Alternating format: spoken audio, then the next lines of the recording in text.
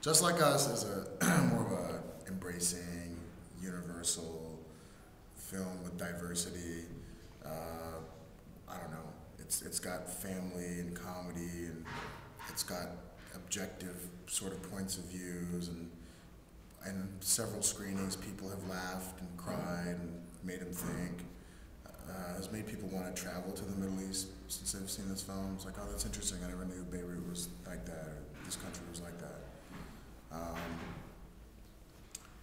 But we hope that people walk away just feeling good and feeling like, okay, well, we shouldn't believe what the news always says about, Arabs and Muslims. There's a big majority and demographic of Arabs and Muslims that are nonviolent and have families and backyard barbecues and go to the mall and go to water parks and go to Chili's or whatever the case is. So.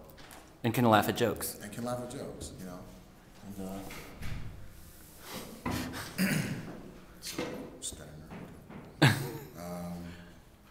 and I was fortunate, just the timing, I think, of it all. Obama being in office, and the way the comics were booked, and the way the country's aligned itself, and the resources that came about, and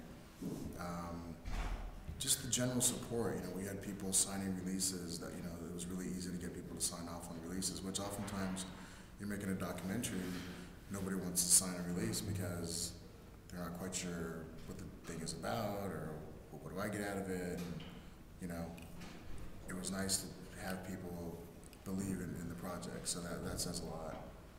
And, just a great sort of first-time experience for me. This whole Tribeca thing has been a pretty cool experience because I've never done this before, so it's all brand new, and they've been great, and so far so good.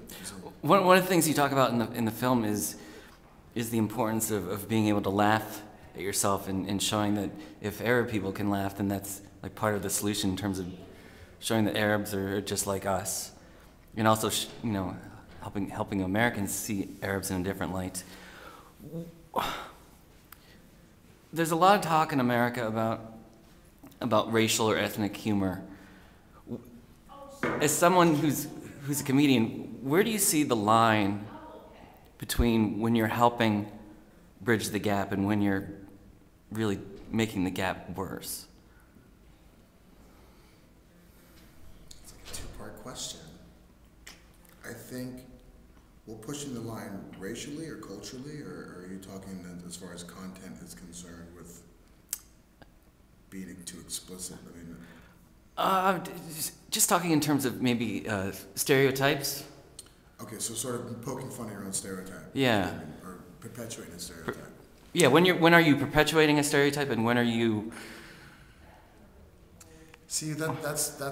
It's a sort of up in the air question because it's all subjective. Everybody has their own point of view.